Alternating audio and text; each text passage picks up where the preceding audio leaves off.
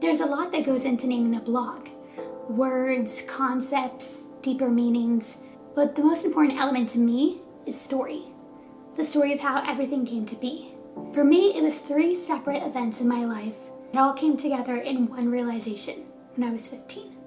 In my childhood, I struggled so much with trying to fit in, even within my own family. I was surrounded by a lot of male energy, so we had football playing all the time at my house. American football, just to clarify. The more I was around it, the more I understood the terminology and how it worked. The same goes for my passion for television and film. I definitely wanted to live and be a part of the worlds I was seeing on screen. I'd moved states and I was going to a new school. I had so many people telling me different experiences that they had, and it was so overwhelming, so I did the only thing that I knew I could do, which was try to be like the characters I saw on TV. Because to me, that's what I thought the definition of normal was. Reality hit me hard and I got bullied. In my head, I thought that's how kids were supposed to be in society. When it was time to face the mistakes I made, I realized that loving those programs saw me through the pain and that there was nothing wrong with me and that I could get better. Hope became a very important word to me, hence why I use it almost everywhere. The way I watched television evolved. I started noticing plot holes in episodes that either went so beyond the suspension of disbelief point or just completely ruined the continuity of an entire goal of a series. I was also observing how character arcs changed through show seasons by adding personality traits that would totally go against how the character was originally written, specifically their ultimate motivations. I always loved writing, and this was at the point in my life where I was learning how to write thesis essays, which really taught me how to break down story, use story as a way to debate a deeper message or a point. As I started watching more television and film content, the more I was starting to analyze story and try to prove points on why the way the story was written was not the best idea for the ultimate goal of whatever the show or film was, in order to get their point across, or in order to prove whatever they were trying to show the audience. One day I was watching this 3-episode arc of a TV show, and at the time this was one of the most popular TV shows for youth programming, and most ridiculous ending to this episode arc, and it made me so mad, and I just was realizing that I could have written it so much better in order to reach their ultimate goal. This show had the potential of going somewhere crazy and unexpected and really challenging their characters, but they didn't, and I was extremely disappointed.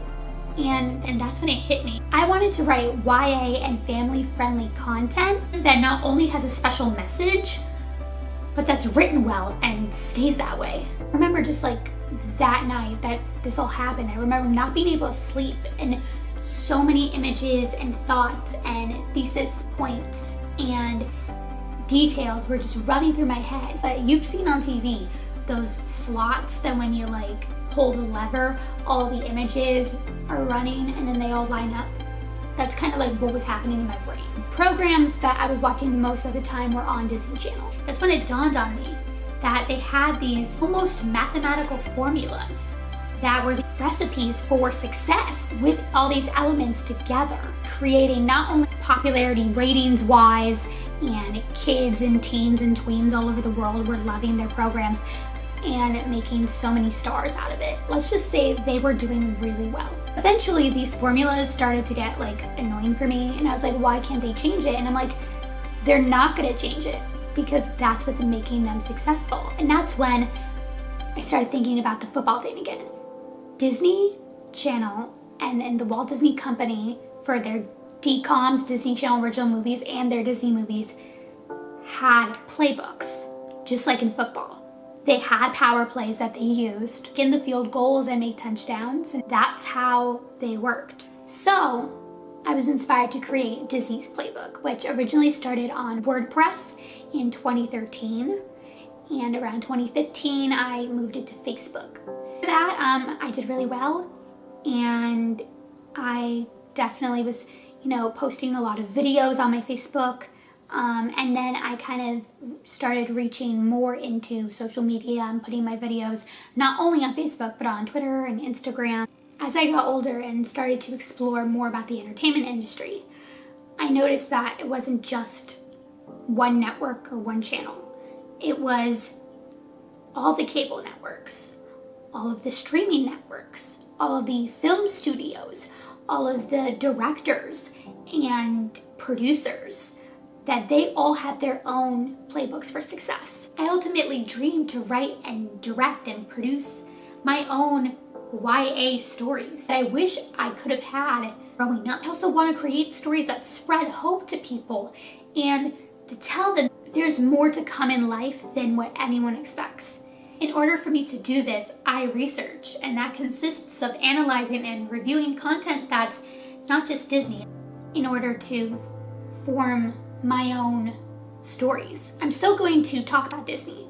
I'm still going to use Disney's playbook, and I still want to connect it to my website and everything so then people can check out my old work. But for now, this is a new chapter. So that's why I'm creating Hope in a Playbook, to shed light on my favorite projects that I love, projects I loved growing up, projects I love now, maybe even some projects that you guys recommend. I'm going to be blogging, I'm going to be posting on YouTube why these projects and these playbooks are successful, so then someday I'll know how to create and produce my own stories and what are the best ways to execute them. I hope you can all stay tuned to my journey because I know it's just the beginning.